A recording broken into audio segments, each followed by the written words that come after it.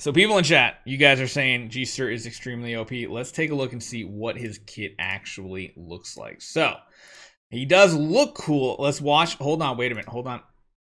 Yeah, that was really loud.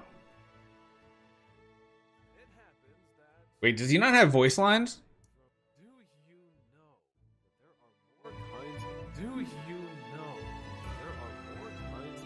It's just really hard to hear it. Whatever. Okay, so let's see what he's like. Let's go with his basic. Let's see the damage number. So 800% attack to one enemy with the lowest HP. Burns the target, dealing 25% of the damage dealt. That is what sounds really good. And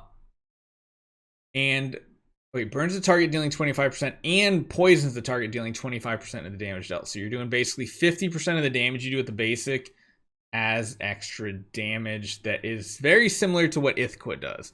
Releases the same attack on one random enemy one more time when self is under mutation awakening. Interesting.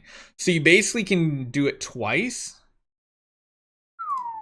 When the you know what? Actually, oh, man, we can't look at his sublimation stuff right now, can we?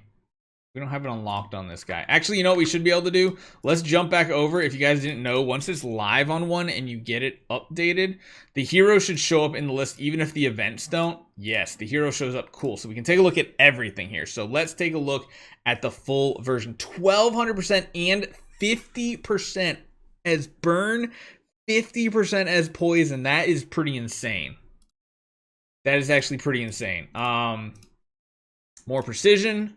There's a 100% chance to remove one dot effect from self. Okay. Deals damage to 2 enemies with the lowest HP. Man, this is the first hero I don't want an active skill on. I just want a basic. Holy cow, that gives him so much more power. Next basic, or next passive. When the active skill and base attack deal damage to a poisoned or burned target, deals extra damage by 45%. Wow, especially when combined with like Freya. But it does detonate them, which kind of sucks. But then deals 45% of virulent toxin mutated damage immediately to all enemies when self HP is under 50% for the first time. All right. Restores HP to 100% when self goes under. Wow. That's the same thing like Vesa does. Full heals. Additionally, increases the dot by 12% capping. Okay. This is interesting. At the beginning of the battle, grant self 3 layers of mutated genes, consumes 1 layer of mutated genes when releasing active skills, enters mutation awakening status when all the layers are used. So you got to use it 3 times to get into that mutation awakening where he really becomes strong. When self is under mutation awakening status, reduces the damage taken by 150% of self's attack. So that's an A and B effect. Okay. The mutated genes increases self-control immunity. When self has mutated genes, restores self by HP. That's pretty interesting. More HP and attack. When self is under mutation awakening status, increases all damage dealt. That's pretty good for the later rounds. When self is under mutation awakening status, restores self. Wow. Every single turn, he just restores HP when he gets to that mutation awakening.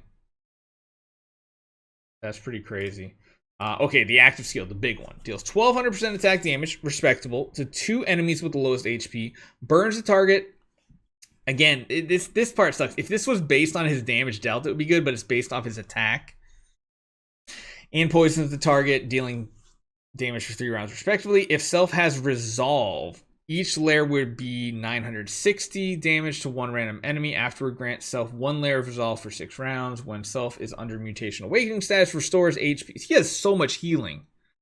HP by 12% of his own damage dealt, increasing his attack by 15 and speed by 15 for 2 rounds, and grants an extra layer of resolve. Holy cow. All right, the branches. Crit chance. If self has resolved, each layer will also burn the targets for additional damage and poison them for more damage. If self has resolved, each layer will deal damage to 2 random enemies. So he goes from the typical assassin dealing damage to 1 enemy apiece to 2. And then this is the core I want to read. Okay, the core is what I was wondering if it was going to be useful in Star Expedition. At the beginning of the battle, increases all allies' damage dealt to poison targets by 15%. at level 3 and increases all allies damage dealt to burn targets by 15%. Now the thing we need to test is if it works if there's both debuffs. Like if the target is poisoned and burned, do you do 30% more damage? Like, is that what it does? Allies will release extra attacks after releasing active skills, dealing extra poison damage and burn damage for 5 rounds. And that could be kind of good if your main damage dealer is hitting really hard. If cells under mutation awakening status detonates all. See, I don't like that detonating part, but I mean, he might be a bigger damage dealer than Vesa. And honestly, might not even want to use an active skill. Is that going to sound weird? Is this going to be a whole new team that doesn't want to use active skills? Because this is 1200% attack. This is 1200% attack. His basic attack literally hits just as hard, but the difference is his active skill puts a burn and poison based on his attack value, where his basic attack blindside does it based on 50% of the damage that you do. That sounds pretty crazy, right?